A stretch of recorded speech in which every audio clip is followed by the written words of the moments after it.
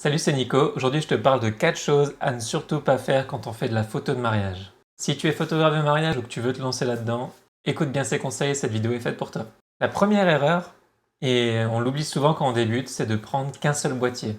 Alors forcément, ça coûte cher au début, hein. Je dis pas le contraire. Et t'es pas obligé de prendre un boîtier incroyable en second boîtier.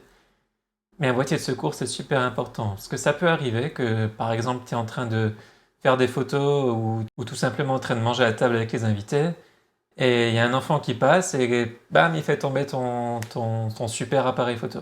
Voilà, ton appareil est cassé, il reste encore 2-3 heures à shooter, qu'est-ce que tu fais? Les maris vont venir vers toi, ils vont dire ah oui, bon ben, c'est quand même dommage que vous n'ayez pas un deuxième boîtier, vous n'avez quand même pas shooté avec votre téléphone. Après, il y a toujours une solution, c'est de prendre le boîtier du tonton, parce qu'il y a toujours un tonton Michel avec son petit Nikon là qui traîne. Mais bon, après, c'est son boîtier, même s'il va comprendre hein, le fait que voilà, c'est votre métier, mais il aurait bien voulu faire des photos aussi, et puis peut-être qu'il veut partir plus tôt que vous. Enfin bref, ça reste compliqué. Le plus simple, c'est d'avoir un deuxième boîtier, quitte à prendre un boîtier peu cher sur le bon coin en occasion à 100, 150 euros.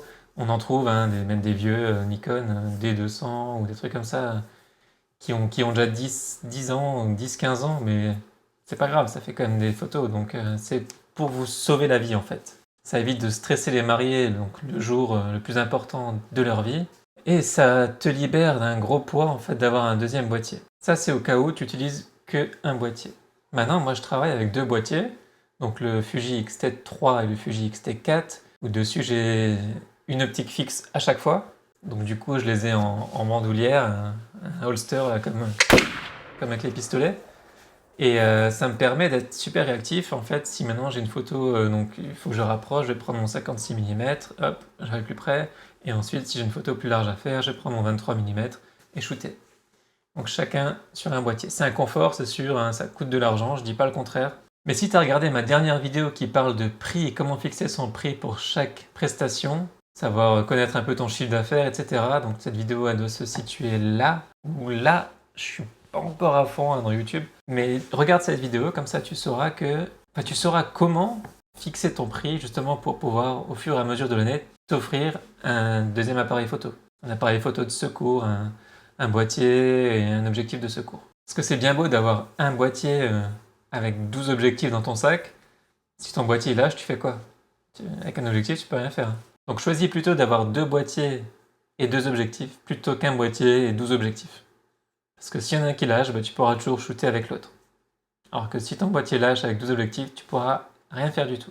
La deuxième chose à ne pas faire quand tu fais de la photo de mariage, c'est de ne pas connaître tes mariés. Quand on n'a pas de fibre commerciale, quand on débute, quand on n'est peut-être pas très ouvert, ou quand on est un peu timide finalement, ça peut arriver de rencontrer les mariés une fois ou même par visio. On signe, on se rappelle dans l'année, on se rappelle 3 jours avant pour voir si la météo est bonne et pour savoir les horaires de la mairie, etc. Et on n'a pas rencontré les mariés. On ne sait pas ce qu'ils aiment, on ne sait pas où ils habitent, on ne sait pas s'ils ont des enfants, on ne sait pas où ils se sont rencontrés, on ne sait pas comment ils ont été demandés en mariage. Ça, c'est des petites choses qu'il faut utiliser le jour du mariage pour les faire rire, pour les détendre. Plus tu vas les connaître, plus ce seront tes amis, plus tu vas réussir dans le business du mariage. Ça, je peux te le garantir. Moi, j'ai des gens, des mariés à qui je parle encore. Ça fait 3-4 ans. J'ai même un marié qui devient maintenant photographe et que je place sur des mariages. Ah bah écoute, franchement, c'est super cool de se dire qu'on tient une relation finalement quasi amicale avec des clients. Si tu as cette timidité, que tu n'arrives pas justement à bien connaître les mariés, alors moi je propose toujours un questionnaire pour les mariés que je peux mettre un lien dans la description.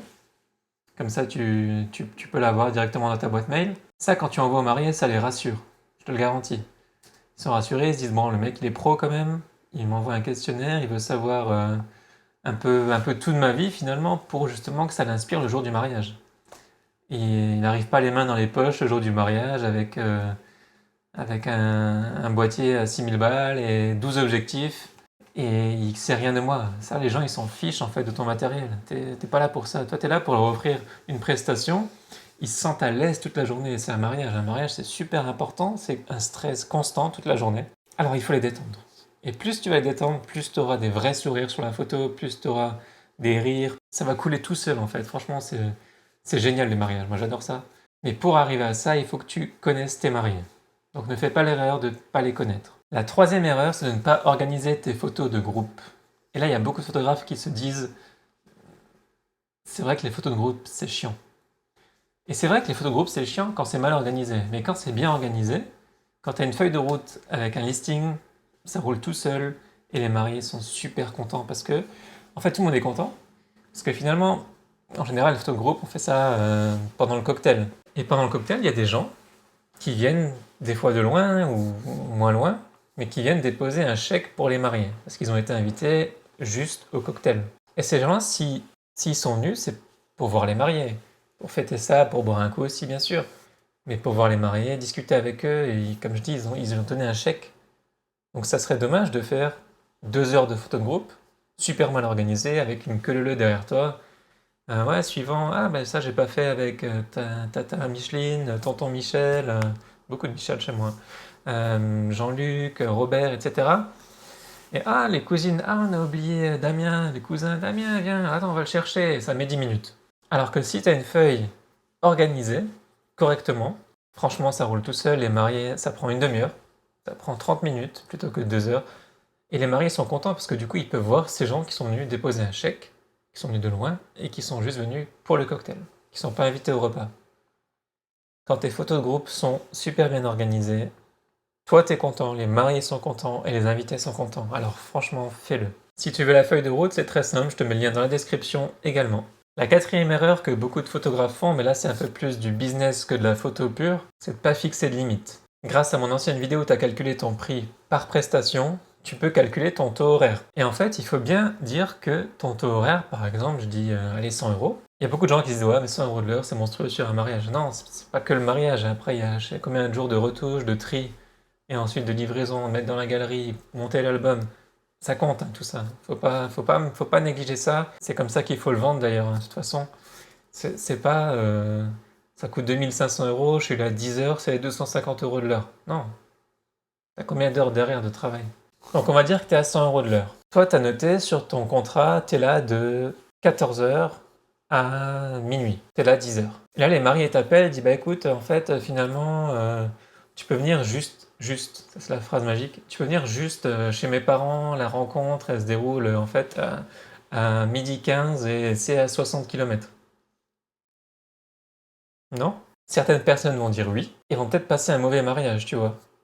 Toi, t'es photographe, tu vas dire oui, tu vas dire ah mince, c'est quand même 60 bornes, au prix de l'essence actuelle, plus il y a encore 2 heures de shooting en plus, et ça c'est pas facturé, c'est cadeau, qu'est-ce qu'ils vont te demander encore? Tu vas passer un sale mariage, tu vas dire bon, t'as déjà été un peu lésé sur le début.